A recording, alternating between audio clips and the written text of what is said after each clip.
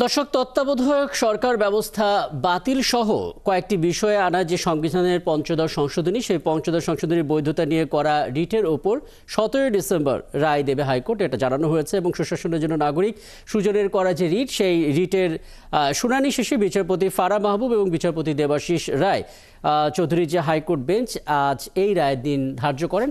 আমরা এই মুহূর্তে সরাসরি হাইকোর্ট প্রাঙ্গণে চলে যাই, সেখানে ব্রিফিংয়ে কথা বলছেন আইনজীবীরা। সংক্ষিপ্ত আদেশ হবে, কিন্তু ওই রকম সংক্ষিপ্ত না।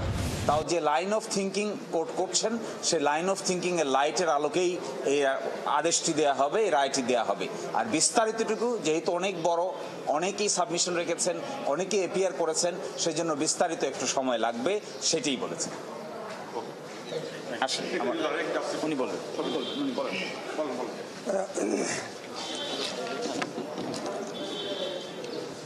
সবাইকে ধন্যবাদ।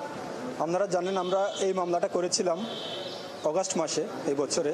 আমাদের পিটিশনার ছিল হলো ওই 5 জন, ডক্টর বদিউল আলম মজুমদার সহ সুজনের সম্পাদক।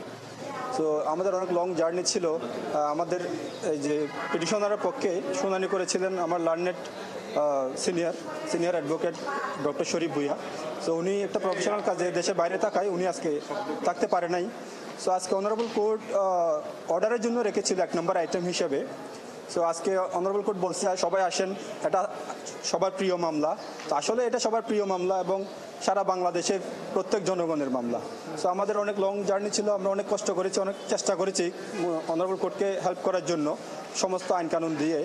সো অনারেবল কোর্ট বলেছে আগামী 17 তারিখ একটা মানে শর্ট অর্ডার দিবে। সো এটা হলো একটা স্কেলিটন দিবে যে কোন লাইনে কোর্ট চিন্তা করতেছে, এরকম একটা অর্ডার দিবে এবং ডিটেল অর্ডারটা পরে দিবে বন্ধের পরে।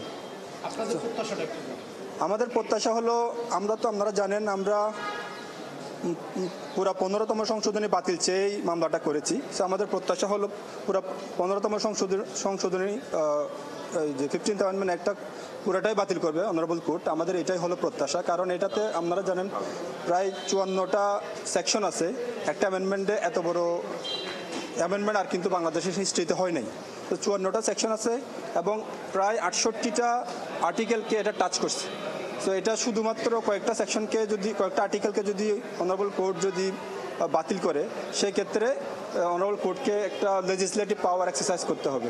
সো আমরা এটা সাবমিশন দিয়েছি যে এটা করাটা মানে আইনগতভাবে ঠিক হবে না, এটা আমরা বলেছি। সো আমাদের প্রত্যাশা হলো 15তম সংশোধনী পুরাটাই বাতিল করবে।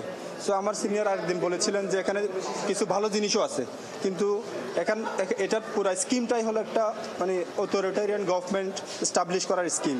সো এটা ওই স্কিমের আলোকে এটা দেখতে হবে। তো যদিও কিছু ভালো জিনিস আছে, শুধুমাত্র এটা অনারেবল কোর্ট চাইলে পিক অ্যান্ড চুজ করতে পারবেন, এটা আমাদের সাবমিশন। বাকিটা তো অনারেবল কোর্ট যেটা ভালো মনে করে এটা দিবে।